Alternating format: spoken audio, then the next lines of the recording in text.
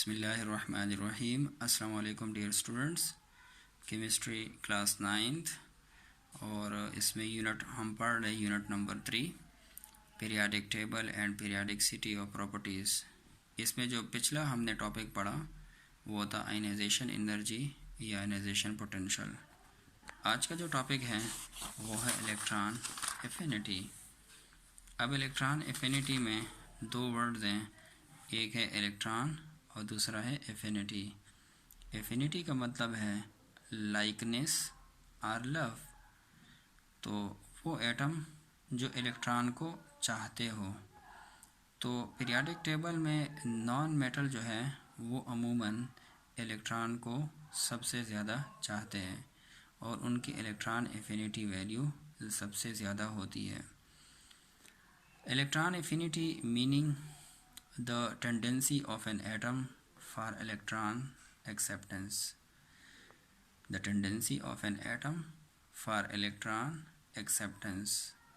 अब electron affinity की definition की तरफ आते हैं।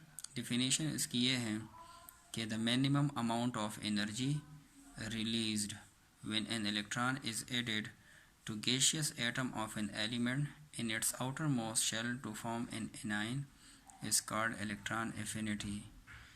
जब भी कोई एटम इलेक्ट्रॉन को एब्ज़ॉर्ब करता है और एब्ज़ॉर्ब करने के बाद जब उसके वैलेंस शेल में आता है तो वो स्लाइटली जो है न्यूक्लियस के साथ बाउंड हो जाता है थ्रू अट्रैक्टिव फोर्सेस। तो वो अट्रैक्टिव फोर्सेस के थ्रू जब वो इलेक्ट्रॉन न्यूक्लियस के साथ बाउंड होता है तो वो एनर्जी रिलीज़ करता है। वो जो एनर्जी रिलीज़ करता है ड्यूरिंग इलेक्ट्रॉन एक्सेप्टेंस, तो उसको हम इलेक्ट्रॉन एफिनिटी कहते हैं। और फिर वो एटम जो है वो बन जाता है एनाइन।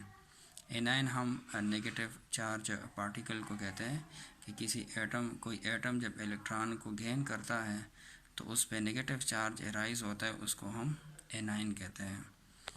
अब इलेक्ट्रॉन एफिनिटी की रिप्रेजेंटेशन क्या है? इलेक्ट्रॉन एफिनिटी को हम जनरली रिप्रेजेंट करते हैं E.A से, और इसकी जो साइन है वो नेगेटिव वैल्यू होती है, उससे हम उसे असाइन करते हैं। और यूनिट जो है इसका जूल पर मोल और किलो जूल पर मोल है। अब एक एग्ज़ाम्पल देखें, क्लोरीन जिसका एटॉमिक नंबर जो है वो 17 है। इसके के शेल में 2 इलेक्ट्रॉन होते हैं और इसके एल शेल में 8 इलेक्ट्रॉन और इसके एम शेल में 7 इलेक्ट्रॉन होते हैं।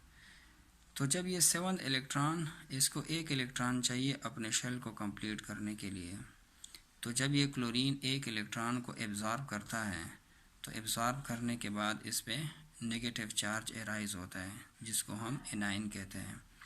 और इसके दौरान इससे जो एनर्जी रिलीज़ होती है वो -348 किलो जूल पर मोल। तो हम डिफ़ाइन करते हैं इलेक्ट्रॉन एफिनिटी को कि the energy released when electron is added to the outermost shell of an atom to form an anion, तो इसको इलेक्ट्रॉन एफिनिटी कहते हैं। अब एक एटम है, कोई भी एक एटम है और वो एक एटम उसके वैलेंस शेल में 2 इलेक्ट्रॉन की ज़रूरत है।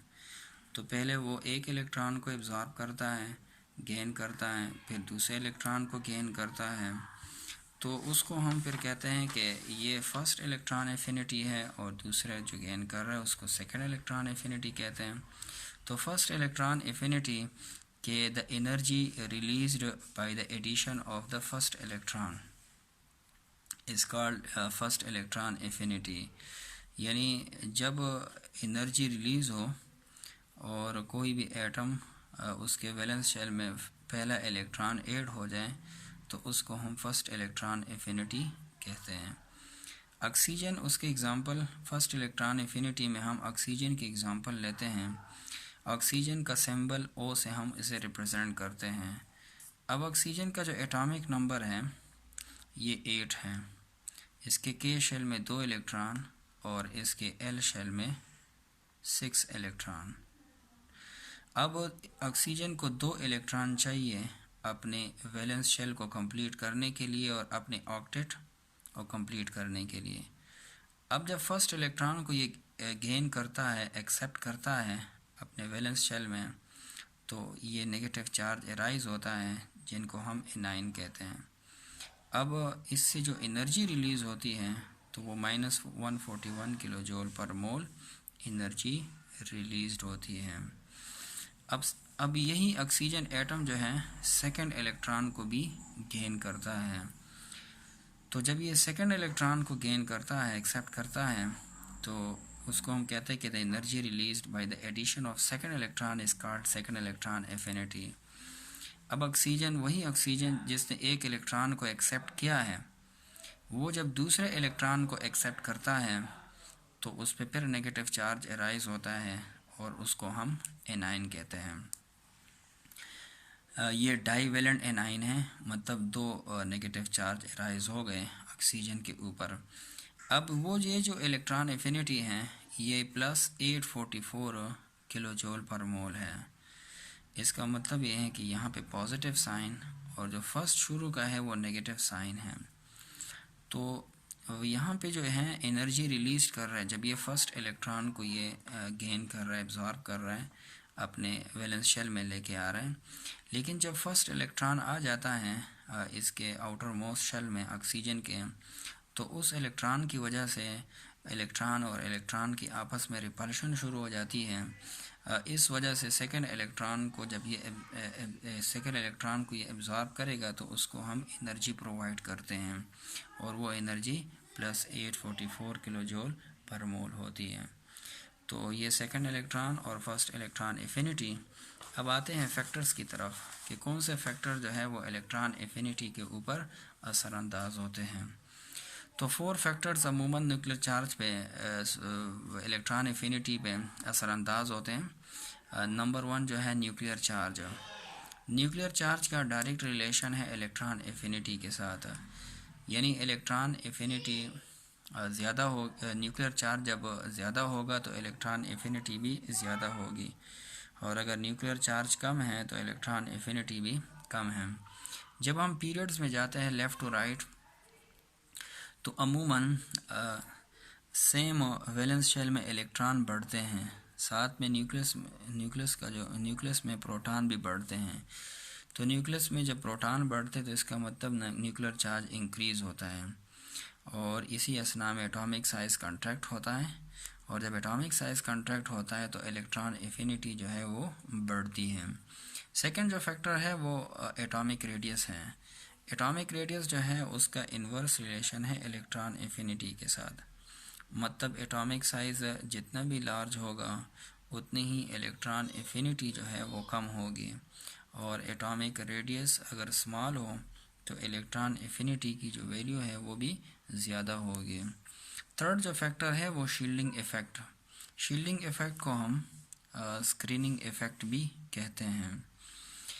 शील्डिंग इफ़ेक्ट का भी इन्वर्स रिलेशन है इलेक्ट्रॉन एफिनिटी के साथ, यानी शील्डिंग इफ़ेक्ट जो है वो जितना भी ज़्यादा होगा उतनी ही इलेक्ट्रॉन एफिनिटी जो है वो कम होगी, और शील्डिंग इफ़ेक्ट जितना भी कम होगा उतनी ही इलेक्ट्रॉन एफिनिटी जो है वो ज़्यादा होगी।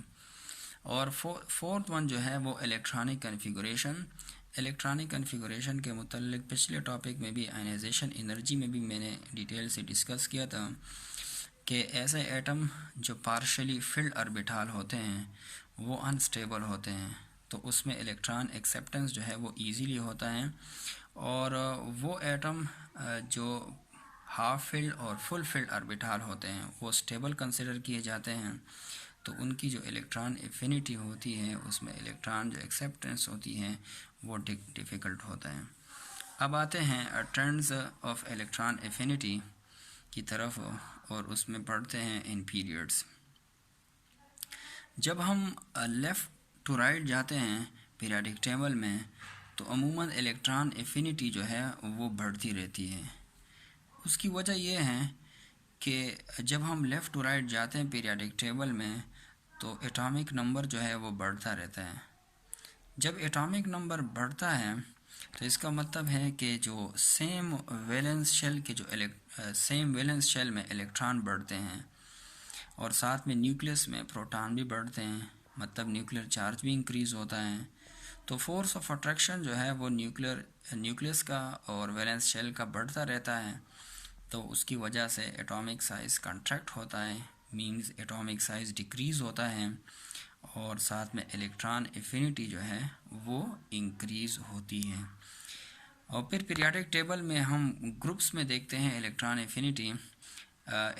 एफिनिटी अमूमन ग्रुप में डिक्रीज़ होती है। उसकी वजह यह है कि एटॉमिक साइज़ जो है वो इंक्रीज़ होता है।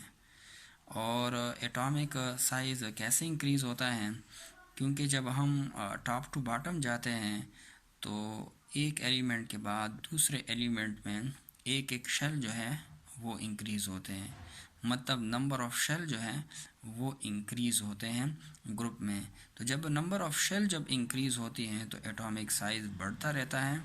और हमने शुरू में पढ़ा है कि एटॉमिक साइज़ का इनवर्स रिलेशन है इलेक्ट्रॉन एफिनिटी के साथ, यानी एटॉमिक साइज़ जितना भी लार्ज होगा उतनी ही इलेक्ट्रॉन एफिनिटी जो है वो कम होगी, और एटॉमिक साइज़ जितना भी स्मॉल होगा उतनी ही इलेक्ट्रॉन एफिनिटी जो है वो ज़्यादा होगी। तो एटॉमिक साइज़ जो है टॉप टू बॉटम वो ग्रेजुअली इंक्रीज़ होती है। तो उसी वजह से इलेक्ट्रॉन एफिनिटी भी ग्रुप में ग्रेजुअली क्या होती है, डिक्रीज़ होती है। तो ये था आज का टॉपिक इलेक्ट्रॉन एफिनिटी।